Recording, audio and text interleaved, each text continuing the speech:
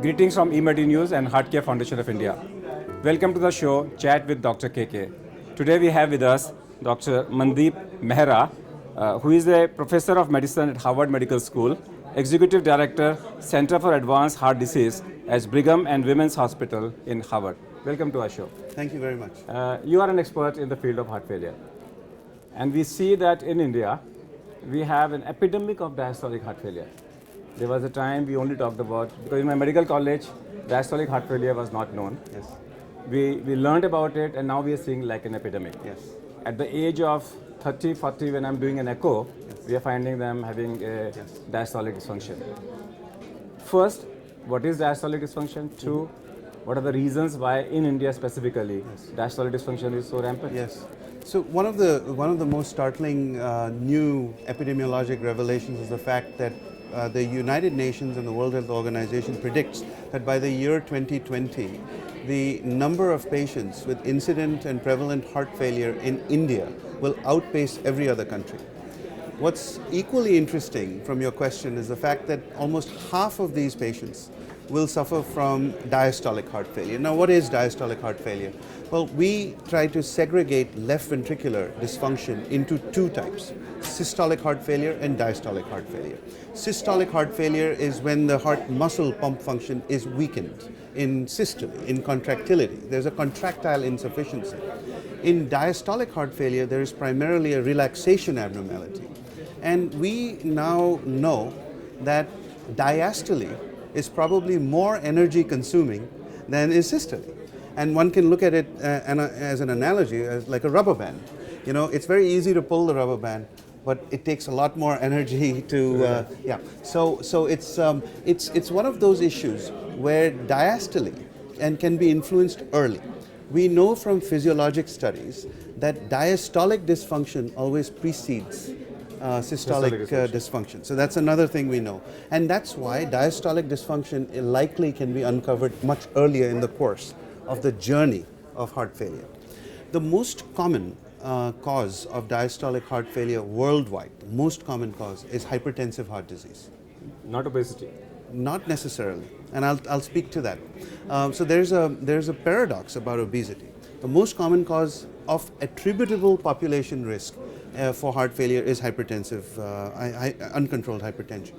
Now, obesity is the biggest emerging epidemic with the westernization of the Indian society in many ways. I think we're seeing an epidemic of obesity. Because why I'm saying is because in our Indian, when I do my echocardiographic data setup, I see grade 1 and grade 2 diastolic dysfunction much more with obesity than with hypertension, because the number of hypertension is only 10%, 15%, obesity is 37, 38%. So they outnumber the diastolic dysfunction. The question, of course, is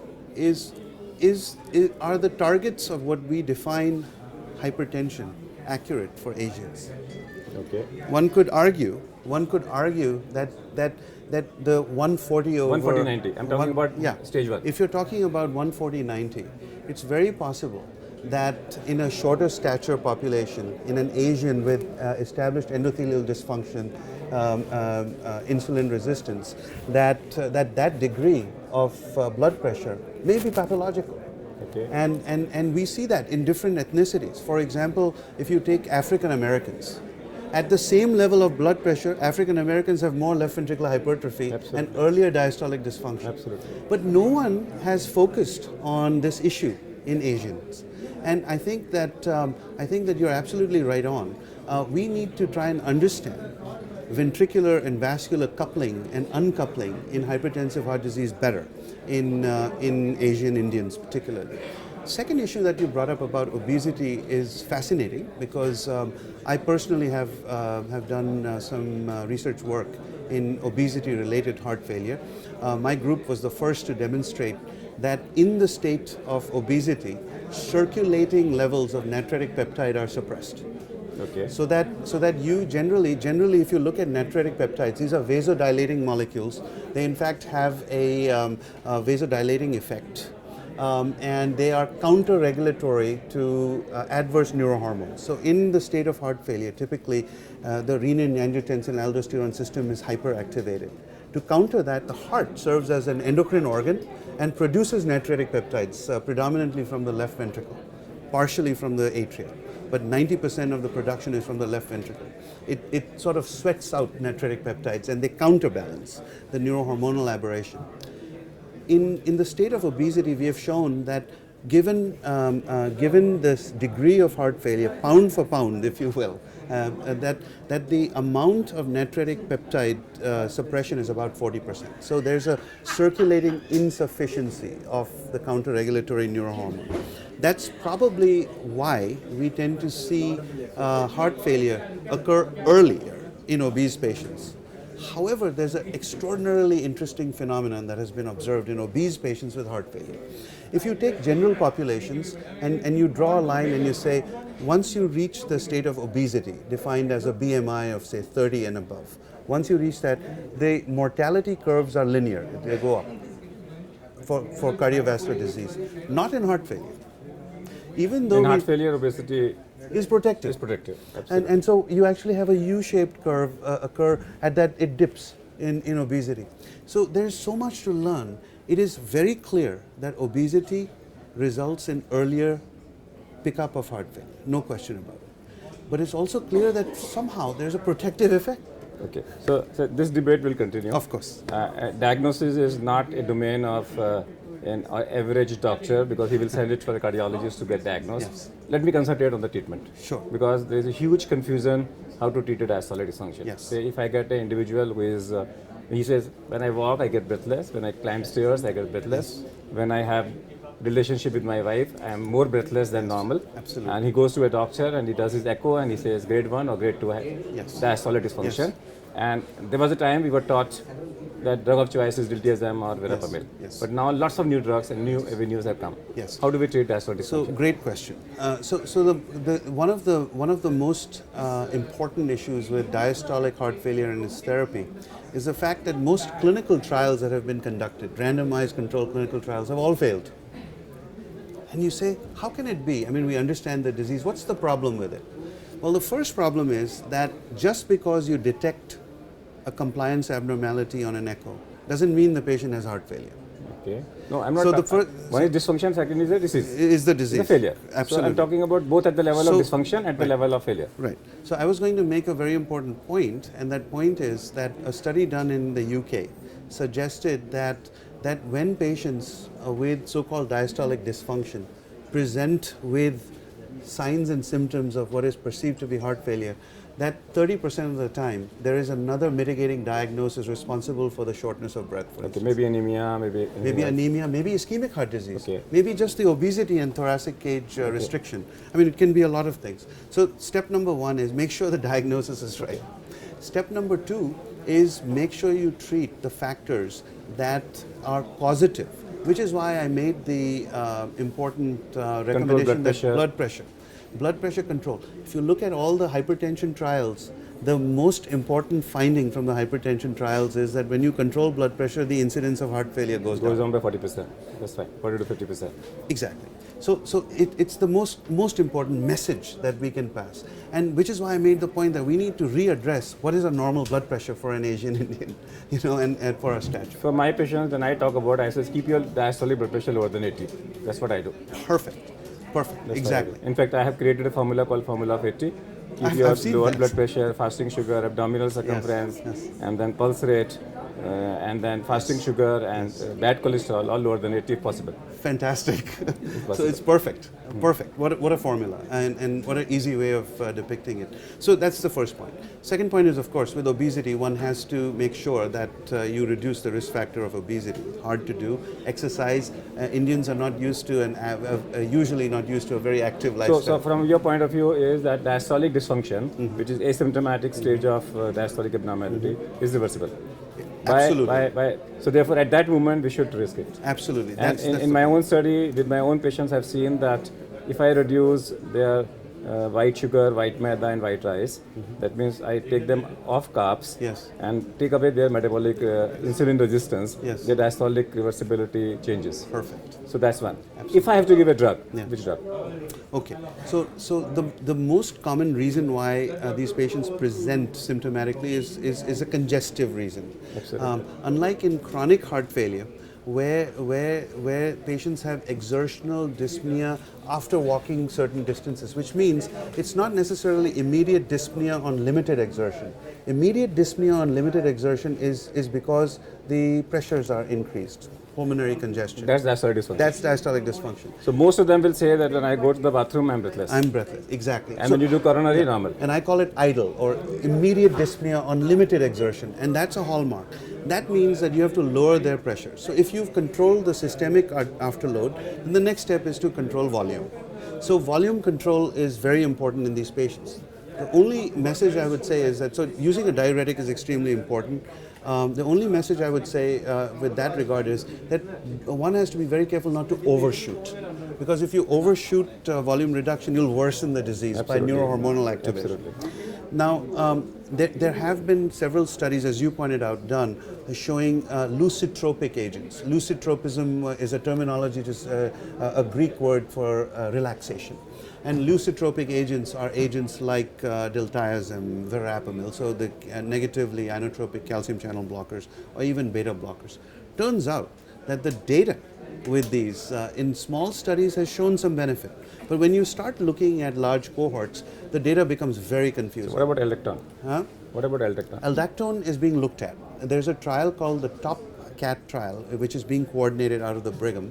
The results will be released at the ACC next year in March. And then what about hydrochlorothiazide or indapamide? So I don't think there are studies with indapamide. So then what is the drug of choice today? Honestly, it's a diuretic right now, and which is why I think Which the focus. diuretic then? I think furosemide, but in controlled quantities, and one has to be very careful how much you use. The other issue is that so the 3 points we made is prevent it, make sure the diagnosis is correct, and that you've taken care of other mitigating factors. Ischemic heart disease being one, chronic pulmonary disease being another, and obesity being the third. These are the 3 commonest reasons why misdiagnosis occurs in this. And the third is to use effective doses of diuretics and control blood pressure. Those would be the simplest ways of tackling diastolic heart failure at this moment. Studies with ACE inhibitors and angiotensin receptor blockers have all shown no benefit. Some people, why not give ACE inhibitors in terms of reduce the left ventricular hypertrophy? Yes. And indirectly it will help Yes. diastolic function? Yes. So it just depends at what stage of the disease you're catching the patient. Okay.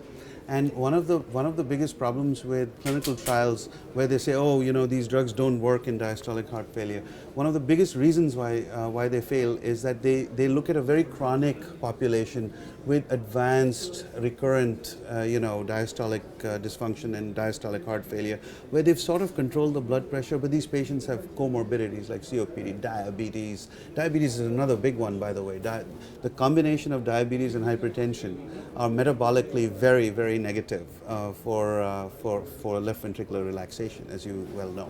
Where did you leave India? Where did you leave India? Well, that's a great question. So I went to the United States immediately after medical school, mainly because I was recruited to move there by a professor of neurology from Ohio State University. My initial foray was to become a neurologist, and I went to Ohio State, worked there, and I realized in those days that, of course neurology has changed now, but I was simply a master diagnostician charting the natural history of neurologic diseases. I became very fascinated by what was happening in cardiology. If you think about it, in the 80s, Dr. Agarwal, cardiology was at an upswing. Thrombolysis was coming, statins were being introduced, ACE inhibitors had just come on, so heart failure, prevention, atherosclerosis, there was a big spike. So that fascinated you? It fascinated me. The opportunity for clinical discovery, the opportunity for teaching, all of these things fascinated me. If the Prime Minister of India calls you, yes, and says, Mandeep come here and advise Yes, me yes. to do something in the field of cardiovascular prevention. Yes. What will be your advice? Oh, so my advice would be that we need to have a general strategy in India about increasing awareness about the complications of heart disease. So I think we've done quite a lot. You are extraordinary. Why don't you think of a NRI cardiovascular control program in India? Oh, That means wow. Yeah. involve all the NRIs, Yeah. create a program, Yeah. and then when you create a program, the government will jump in with the funds. Today they are not. Right. So if you have an NRI cardiologist, Right. and people say that there are more cardiologists of Indian Yeah. origin in US than in India Yeah. who are actually practicing cardiology. Yeah, yeah. Why can't they think of continuing with the consortium and doing something? Well, what a brilliant As idea. a program, not Yeah. as Yeah, no. not I as giving see. money. No, controlling a program. I see it. Actually providing education and Absolutely. increasing, Absolutely. enhancing awareness. Absolutely. Well, you obviously are, if I may say so, the master of really. Alone, nobody can do. There has to be a group who works on it. Well, somehow you seem to do it because I've been watching as we talked earlier. I've been watching what you've done with your CPR10 program. Extraordinary.